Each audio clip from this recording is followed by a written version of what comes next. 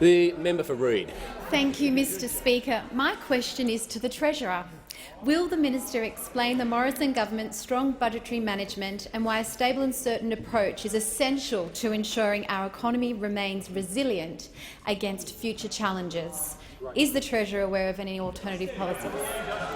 The Treasurer has the call. Mr Speaker, and I thank the member for Reid for her question, acknowledge her background in small business and also acknowledge in her electorate more than 80,000 taxpayers are getting a tax cut as a result of legislation that we on this side of the House have supported. And more than 20,000 small businesses in the electorate of Reid are going to be able to access the instant asset write-off which we extended in this year's budget. Now, Mr Speaker, when we came to government, unemployment had been rising under Labor, investment had been falling, and they had racked up $240 billion in accumulated deficits. In contrast, since we've come to government, we now have the first current account surplus in 40 years, Mr Speaker. We now have welfare dependency at its lowest level in 30 years, Mr Speaker. We have passed through the parliament tax cuts, which are the biggest in more than 20 years, Mr Speaker, and we have the first balanced budget in 11 years, Mr Speaker, and we will deliver the first surplus in 12 years, Mr Speaker.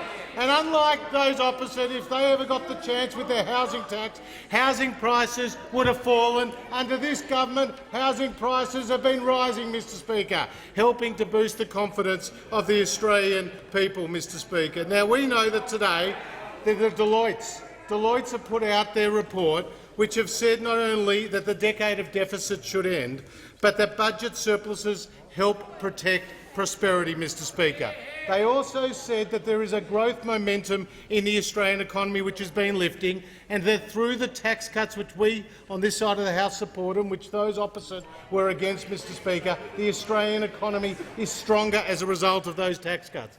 Now, we also know that the words of Deloitte are consistent with what Standard & Poor's said just over a week ago, that the Australian outlook, the economic outlook, is sound, Mr Speaker, and that strong fiscal outcomes are really important to Australia maintaining its AAA credit rating. Now, Mr Speaker, these numbers show that the Australian economy continues to grow. Indeed, the IMF and the OECD have said that our growth in 2020 will be higher than any G7 nation. Now, Mr Speaker, just think if the Australian people and the Australian economy had to handle Labor's $387 billion of higher taxes on their housing, on retirees, on income earners, Mr Speaker, on family businesses and on superannuation. Now, Mr Speaker, we know the member for Rankin. He wants to hold on to that $387 billion because with the member for McMahon who's looking at his phone, they were the co-architects.